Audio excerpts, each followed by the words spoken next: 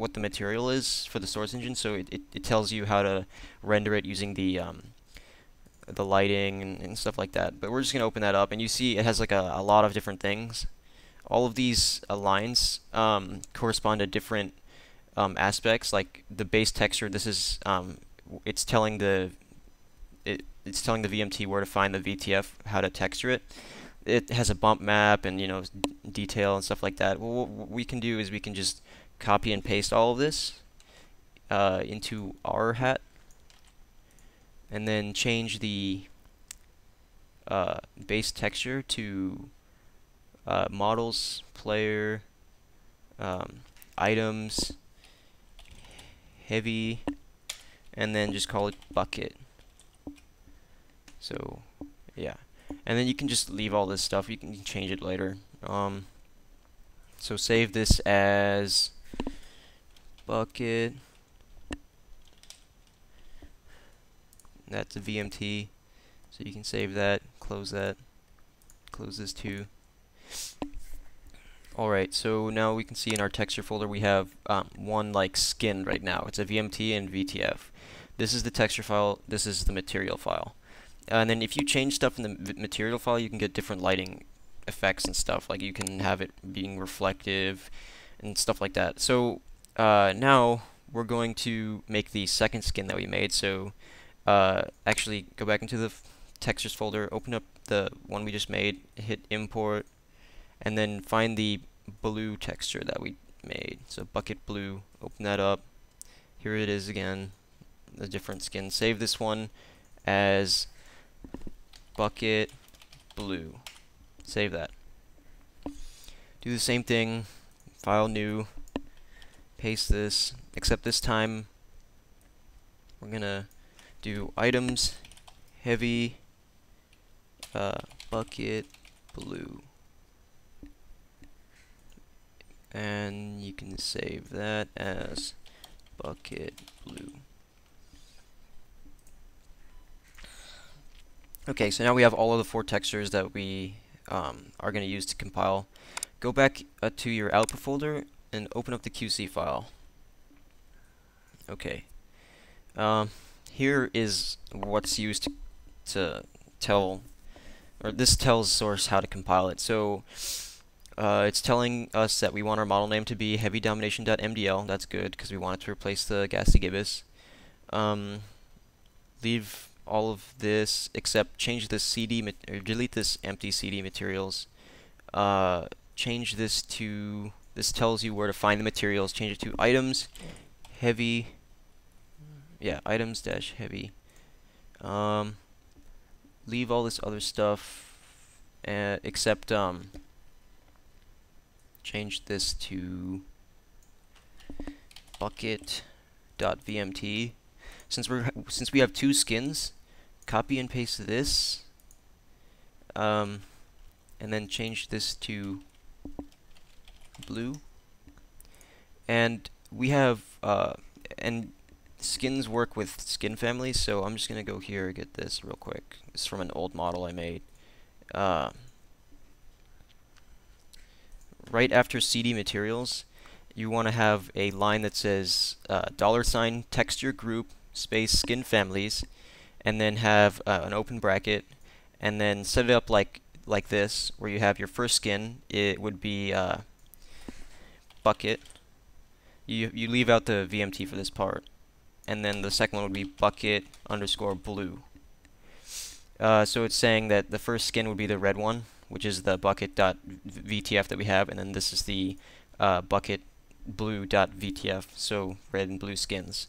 So that when we're opening it up, it'll say skin 0 and it'll show up as red, and skin 1 it will be blue. And then everything looks good here.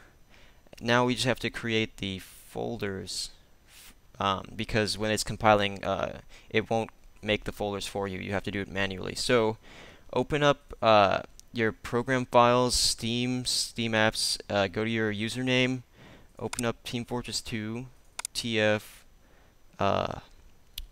models, player, items. You have to make all these folders if you don't have them. If you don't have items folder, make that. If you don't have the heavy folder, we're going to make that right now.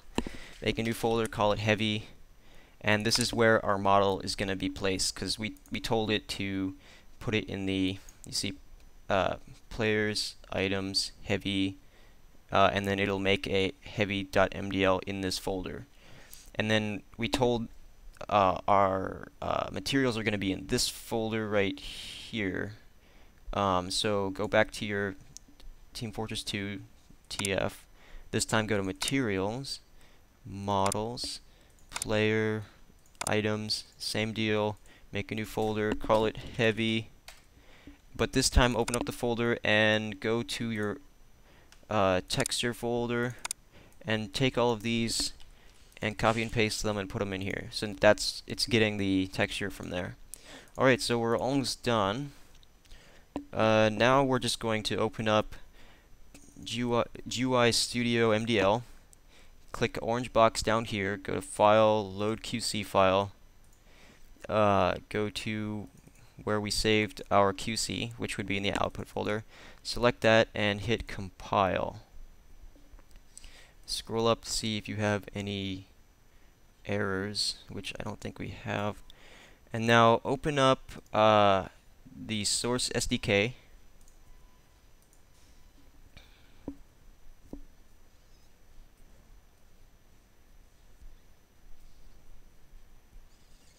Taking a little bit to load here, just give it a second.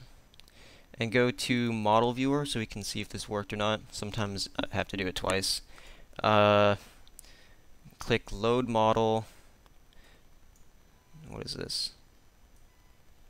Okay. Go down to player, items, heavy, and then find the heavy domination. Should be right here. And if it worked like we wanted it, it should look like this. And you're done, pretty much. Actually, wait, we're not done yet. I forgot. So close. Well, I was gonna say we were gonna fix the hitbox. This one looks fine, but if you did have to fix the hitbox, what you would do is you would go to Bones, click Highlight Hitbox, and you would change these values down here, and you keep hitting Update Hitbox until you get the hitbox that you want, and then you'd hit Generate QC. That copies a file snippet to the clipboard, and what you do is you then copy and paste the values that it gives you into your QC file right in this line right here, hitbox 0, BIP head, etc. That would replace these 6 values right here. It would give you a nice hitbox, and you can just play around with it. Like you can see the physics model we made.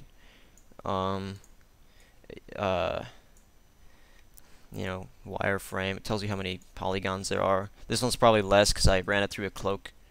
And yeah, I can. Let me show you how it looks like in game now.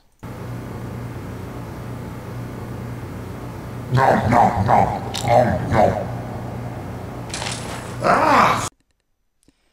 Alright, so as you can tell, the hat is clipping into the heavy's head a little bit. And this, stuff like this is pretty easy to fix. All you have to do is just go back to the step where we imported the model into milkshape. Just redo that.